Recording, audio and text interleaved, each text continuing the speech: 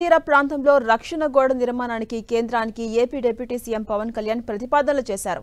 పిఠాపురం నియోజకవర్గంలో సముద్ర తీర ప్రాంత ప్రజలకు శాశ్వత పరిష్కారం దిశగా కేంద్ర రాష్ట్ర ప్రభుత్వాలు అడుగులు వేస్తున్నట్టుగా ఆయన చెప్పారు. సముద్ర తీర ప్రాంతంలో కోతలు నివారించేందుకు రంగం సిద్ధం చేస్తున్న AP deputy CM Pawan Kalyan Subbampeta నుంచి కొంపపేట వరకు సుమారు 15 కిలోమీటర్ల మేర రక్షణ గోడ నిర్మాణానికి కేంద్ర ప్రభుత్వానికి నివేదిక పంపించారు.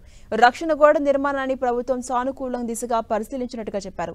రక్షణ గోడ నిర్మాణం కోసం సుమారు 323 కోట్ల రూపాయలను కేటాయించబోతున్నట్టుగా పేర్కొన్నారు.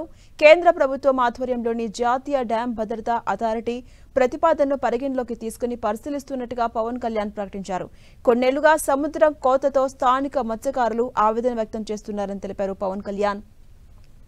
ఇక కొన్ని సంవత్సరాల నుంచి ఊర్లు, పాఠశాలలు, దేవాలయాలు సముద్ర గర్భంలో కలిసిపోయాయంటూ మత్స్యకారులు ఆవేదన వ్యక్తం చేశారు. రక్షణ గోడ నిర్మాణం కోసం ఎన్నో ఏళ్లుగా మత్స్యకారులు ఎదురు చూస్తున్నారు. ప్రతి ఏటా సుమారు 1.2 మీటర్లు సముద్రం ముందుకు రావడంతో తీర ప్రాంతం కోతకు గురవుతోంది. 5 ఏళ్లలో సుమారు 12 మీటర్లు సముద్రం ముందుకొచ్చినట్టుగా అధికారులు గుర్తించారు. సముద్ర కోత నివారించేందుకు గతంలో నిర్మించిన జియో ట్యూబ్ కూడా సముద్ర గర్భంలో కలిసిపోయింది. గత ప్రభుత్వ హయాంలో కేంద్ర బృందం ఈ ప్రాంతాన్ని పరిశీలించినప్పటికీ అది కేవలం కాగితాలకే పరిమితమైంది. ఇక పిఠాపురం ప్రజలకు ఇచ్చిన హామీకి కట్టుబడి తాజాగా పవన్ కళ్యాణ్ అడుగులు వేస్తున్నారు.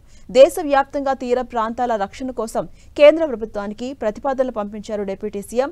విశాఖపట్నం, కాకినాడ తీర ప్రాంతాల్లో తీవ్రంగా కోతకు గురికావడంతో డిపిఆర్ చివరి దశకు చేరుకుంది. ఉప్పాడ సముద్ర తీర ప్రాంతం రక్షణ కోసం పంపిన డిపిఆర్ ను కేంద్ర ప్రభుత్వం ఆమోదించే అవకాశం ఉన్నట్టుగా తెలుస్తోంది. ఇక ఉప్పాడ సముద్ర తీర ప్రాంత మత్స్యకారులకు శాశ్వత పరిష్కారం దిశగా అడుగులు వేస్తున్న డిప్యూటీ సీఎం సుమారు 15 కిలోమీటర్ల మేర సముద్ర తీరంలో రక్షణ గోడ నిర్మించేందుకు ప్రతిపాదనలు పూర్తయినట్టుగా పేర్కొన్నారు.